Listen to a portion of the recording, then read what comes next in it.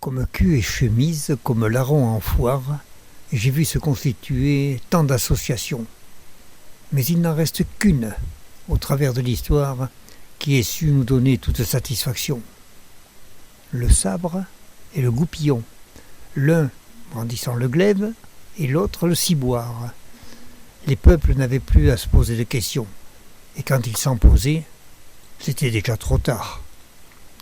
On se sert aussi bien pour tondre le mouton du sabre que du goupillon.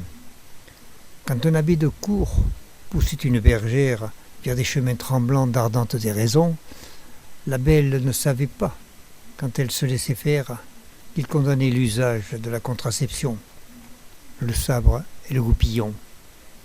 Et maintes éminences et mêmes beaux capitaines reposaient le guerrier de la même façon dans le salon chinois, où Madame Germaine, grâce à ses pensionnaires, réalisait l'union du sabre et du goupillon. C'était le temps rêvé de tous les militaires. On leur offrait des guerres et des expéditions. Que des manants joyeux sont partis chez Saint-Pierre, le cœur plein de mitraille et de bénédictions, du sabre et du goupillon. Quand ils s'en revenaient, et d'Asie et d'Afrique, ils faisaient régner l'ordre au sein de la nation. Les uns possédaient l'art d'utiliser la trique. Les autres, sans le dire, pensaient qu'elle a du bon. Le sabre et le goupillon.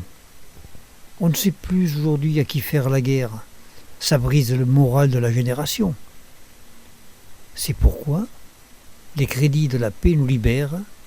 Il est juste qu'ils aillent comme consolation au sabre et au goupillon, l'un jouant du clairon, l'autre de l'harmonium. Ils instruiront ainsi, selon la tradition, des craques en sambre et meuse, des forts en tédéum, qui nous donneront encore bien des satisfactions, le sabre et le goupillon.